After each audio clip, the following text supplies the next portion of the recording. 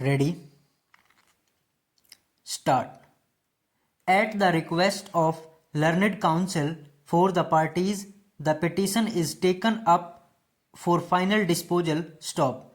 The public interest petition had to be filed in view of the internal disputes between the Postal Department and the Government of National Capital Territory of Delhi, which has resulted in revenue stamps disappearing from the market. Stop. In terms of the impugned order, the Department of Posts withdrew the facility of sale of revenue stamps through post offices due to non-receipt of commission on account of sale revenue stamps from Delhi Treasury. Stop. Thus, no stamps are available, causing grave inconvenience to public at large. Stop.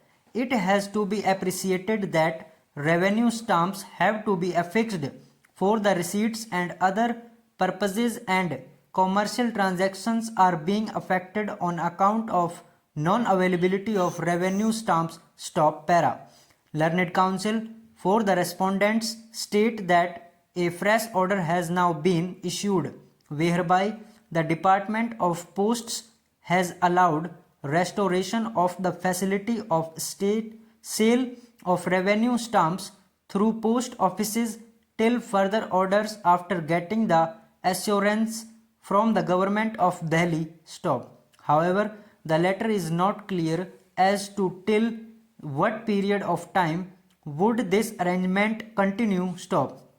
In our considered view, the public at large must be assured that revenue stamps would be available from post offices as usual, and if there are any disputes about payments to be settled between the Department of Posts of and Government of Delhi, that may be mutually settled without causing inconvenience to the public. Stop. The departments ought to have taken due care to settle the matter, and a situation ought not to have arisen resulting in the issuance of the impugned order. Stop. Para.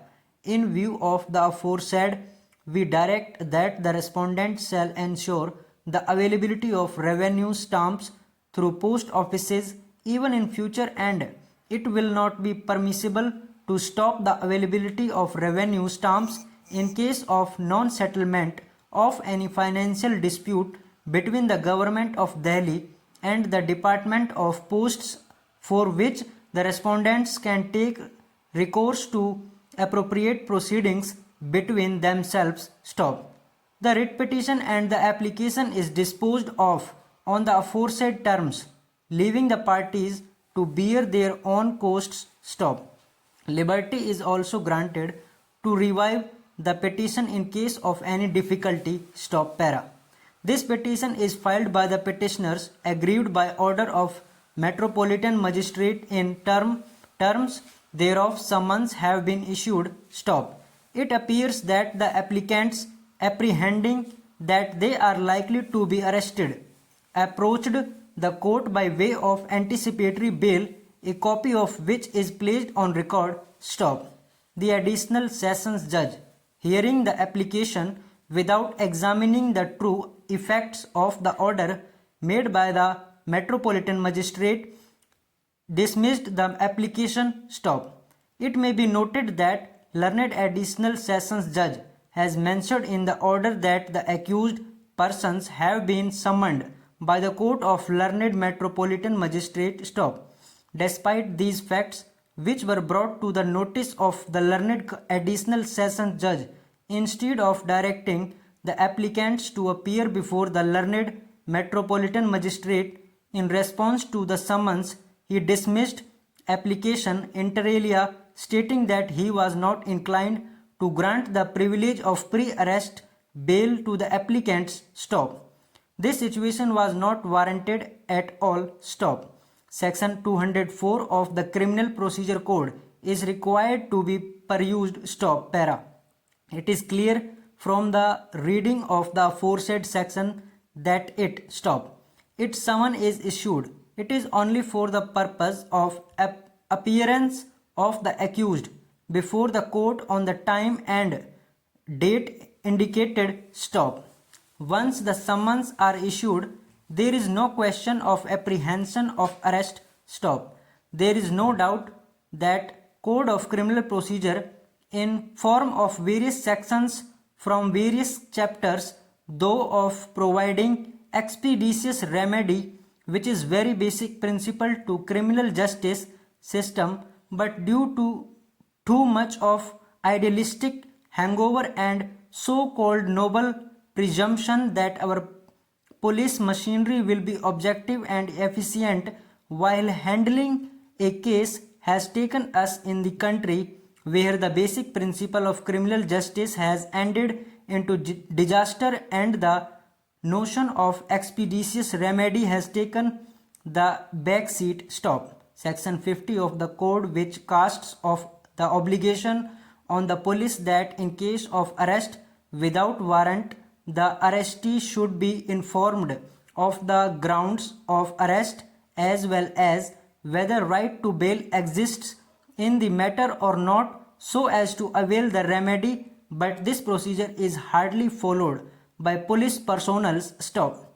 Moreover, the judgments like Vimal Kumar Sharma versus State of UP in fact support the approach of police officers and provide them a way out to right guaranteed under Article 22 of Indian Constitution by saying that ground of arrest need not set immediately but as soon as possible, hence providing a space where the officials can apply their whims and fancies. Stop. Section 57 of the code casts an obligation on the police to produce a person arrested before magistrate within 24 hours, but there exist serious doubts when cases like Manoj Kumar Agrawal versus State of UP are reported, in which High Court held that non-production within 24 hours will not make the arrest illegal. So in a way High Court even accepts the reality. Stop. Section 157, which provides for procedure for investigation, gives the LO an unfettered power in matter of cognizable offence, because arrest has been made discretionary under this section and worries of the Supreme Court in the case of Joginder Kumar, and hence giving of direction to the government to issue instructions to the department. Stop. Section 167 of the code provides for the procedure when investigation cannot be completed within 24 hours. Stop. Although under subsection 2 of section 167 the period within which the investigation needs to be completed is 60 or 90 days depending upon the nature of punishment, but our reports are full of such decisions in which the investigations has not been completed within the stipulated period of time, and courts dare to state that if investigation is not completed within stipulated period, then detention will not become illegal and the bail will be given only when the accused is ready to furnish the bail bond. Stop. The logic behind not giving suo motu bail in above mentioned cases need to be relooked. Stop. The question why a person should suffer when investigating agency is not able to wind up its investigation within 2 or 3 months needs to be answered, because after all, unless proved guilty, the accused will not be called guilty in the eyes of law. Stop. Subsection 5 makes it more horrible when it gives chance to agency to satisfy the magistrate the reason of not completing the investigation even within 6 months. Stop. Para. When a bail petition is filed before the court, a peculiar procedure is followed in courts, especially in lower courts, that is without the submissions of the case diary. The hearing on the petition will not start, that is 3-4 chances are given to the office of public prosecutor to send the requisition slip demanding the diary to be produced before the court. Stop. This giving of 3 hour chances meant the accused will have to be jailed for some days and hence he will have to suffer the mental agony although he has not yet been declared guilty in the eyes of law. Stop.